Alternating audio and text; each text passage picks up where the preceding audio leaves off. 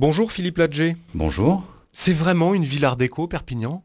Absolument. J'ai pris beaucoup de photos de cette ville. J'ai tout regroupé dans plusieurs albums. Et les deux gros albums qui apparaissaient clairement, c'était celui qui concernait la ville des Rois de Majorque, donc le Moyen-Âge, et puis l'art déco, c'est-à-dire tout l'entre-deux-guerres en fait. C'est quoi exactement l'art déco ? Ça ressemble à quoi pour que les gens qui ne connaissent pas comprennent bien de quoi on parle ? Alors la confusion principale qu'on fait, c'est celle entre l'art nouveau et l'art déco. Alors l'art nouveau qui est donc fin 19e, début 20e, c'est une réaction à la révolution industrielle où on a voulu convoquer la nature dans la ville et on le voit avec Gaudi parfaitement à Barcelone. Et au contraire, l'art déco, c'est une réaction à l'art nouveau où on revient à des formes géométriques, symétrie, à tout ce qui est géométrique et donc ce qui n'existe pas dans la nature au contraire. Et là, il y a beaucoup de bâtiments ici à Perpignan qui sont art déco justement. C'est foisonnant, c'est hallucinant, je n'ai jamais vu ça ailleurs qu'à Perpignan.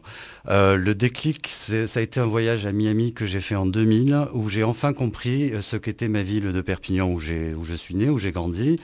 J'ai compris de quoi il s'agissait, c'est-à-dire... Miami vous a fait penser à Perpignan ? Oui, bien sûr, c'est-à-dire que là j'ai découvert l'art déco tardif, qui est celui qui a muté pendant les années 30 et 40, le style paquebot, streamliné, avec tout ce vocabulaire qu'on retrouve à Perpignan. Les hublots, les bastingages, les beaux windows. Et à Perpignan, c'est à foison et partout. C'est-à-dire que vous allez au Vernet, vous allez au quartier des Platanes, au quartier de la Gare, bien sûr, Saint-Martin, Saint-Gaudéric, et y compris au centre-ville. C'est un patrimoine de valeur, vraiment ?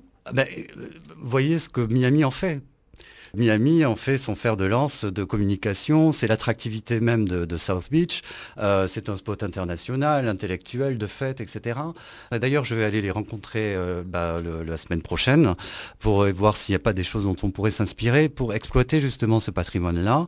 C'est quelque chose qui peut être une attractivité d'un point de vue touristique, entre autres. Pour le moment, c'est un patrimoine qui est méprisé, mal aimé ?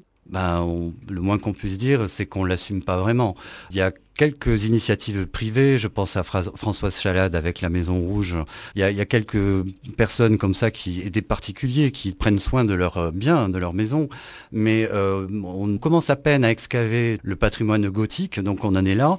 Mais la prochaine étape, évidemment, ce sera notre patrimoine art déco. Vous voudriez en fait élargir le secteur sauvegardé du centre-ville, ça serait l'idéal ça pour vous ? Ça serait l'idéal. Alors le truc c'est qu'on bénéficie déjà à Perpignan d'un secteur qui est énorme. Il y a un petit peu d'art déco dans le secteur sauvegardé, notamment sur les anciens glacis du Palais des Rois de Majorque, qui est un quartier des années 30. Sauf que le plus gros du parc art déco de Perpignan est hors secteur sauvegardé.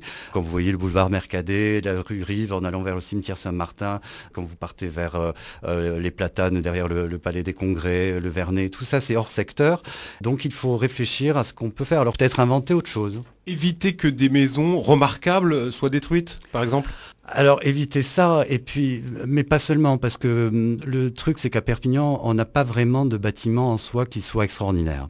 L'atout de Perpignan, c'est pas la qualité, c'est la quantité, et ça compte quand même, parce que c'est remarquable. Ce qui est le plus impressionnant à Perpignan, ce sont les ensembles, les lotissements, les perspectives des rues, et c'est là qu'il faut travailler, parce que ce sont des ensembles complets qu'il faut sauvegarder. Est-ce qu'un des problèmes avec ces maisons art déco, ce ne sont pas les nouvelles normes ? Est-ce que c'est facile à rénover, à mettre en valeur ? C'est compliqué, non, quand même ? Double challenge. D'abord, faire l'inventaire, le recensement de tout ce qui existe pour essayer d'en sauvegarder le maximum. Après, il y a ces questions, effectivement, qui sont d'ordre économique, puisqu'il s'agit pour les particuliers d'économie d'énergie, d'aide aux rénovations.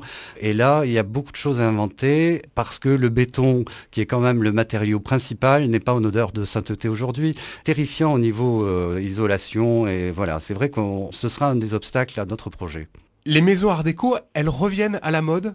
C'est-à-dire que on a tous des cartons et des boîtes à chaussures pleines de photos des grands-parents, et que ce soit le mobilier, le design, l'architecture. C'est quoi ? C'est les bobos qui s'y intéressent maintenant là ? Oui, ça commence toujours par les bobos, et puis il y a un petit côté nostalgie, Madeleine de Proust, mais voilà, je pense que oui, et puis c'est quand même très élégant l'art déco. Vous avez fait inscrire Perpignan à l'ICADS, l'International Coalition of Art Deco Societies, dans le texte. Quel est le but ? Ça sert à quoi ? À faire parler de nous. partout. C'est-à-dire que effectivement cette coalition existe, elle réunit essentiellement des pays anglo-saxons, donc ils ont pris un peu d'avance.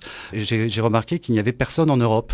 Et donc j'ai inscrit aussitôt le Perpignan dans cette coalition et ça a fait vraiment un buzz chez eux parce qu'ils étaient heureux de trouver des Européens qui veuillent jouer avec eux. L'objet de l'association, c'est la valorisation et la promotion du patrimoine art déco de Perpignan. Donc il faut parler de nous au national, à l'international. Voilà, ce sont des leviers touristiques avec évidemment toute la filière de réception, de circuit qu'il faudra monter pour être à la hauteur. Merci beaucoup Philippe Ladger, président, fondateur de l'association Perpignan Art Déco. Merci beaucoup, passez une très bonne journée. Merci. Au revoir. Au revoir.